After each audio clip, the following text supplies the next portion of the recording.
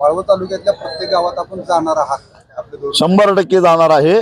आणि रेखांकन तयार करण्यासाठी पहिल्यांदा मोजणी सामूहिक मोजणी होत असते, त्या मोजणीपासूनच विरोध करावा लोकांनी।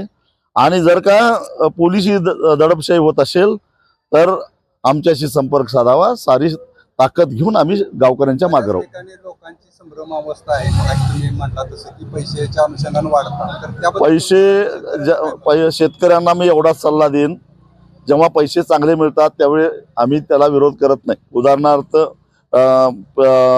पेठ ते सांगली रस्ता रुंदीकरण विरोध नाही केला, सातारा ते कोल्हापूर रस्ता रुंदीकरणाला विरोध नाही केला, नागपूर रत्नागिरी महामार्ग नुकताच पूर्ण झाला त्याला रुंदीकरणाला जमिनी गेल्या विरोध नाही केला, कारण तुलनेनं शेतकऱ्यांना चांगल्या पद्धतीचे पैसे मिळत होते। परंतु हा जो रस्ता जाणार आहे तो पूर्णपणे नव्यानं काढला जाणार आहे आणि तो अडगळीच्या भागातून जाणार आहे। आणि त्या ठिकाणी सध्या जे काही रेडी रेकनर आहे तो अत्यंत कमी आहे, त्याच्या चौपट आणि त्यातनं 20% कपात केली तर सध्या प्रचलित जो बाजारभाव गावातला आहे त्याच्यापेक्षाही पैसे कमी मिळणार आहेत। म्हणून ज्याला असं वाटतं की मला जास्त पैसे मिळतात त्यांना आपला गट नंबर मला सांगावा, त्याला ऍक्च्युअली पैसे किती मिळतात हे मी सांगायला तयार आहे।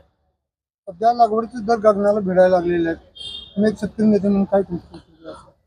आता जे काही खताची टंचाई निर्माण झालेली आहे आणि खताचे दर वाढलेले आहेत, हे सरळ सरळ राज्यकर्त्यांचा हा नाकर्तेपणा आहे।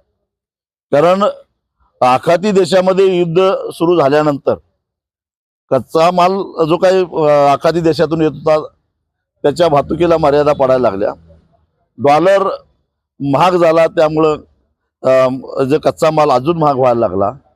शिवाय सरकारनं त्याच्यावरची असणारी सबसिडी कमी केली, जी खत कंपन्यांना सरकार सबसिडी देतं ज्याच्यामुळं आपल्याला परवडेल या दरामध्ये खत कंपन्या खतं विकत असतात, ती सबसिडी कमी केल्यामुळं या तिन्हींचा एकत्रित परिणाम म्हणून आज खताचे दर आकाशाला भिडलेले आहेत।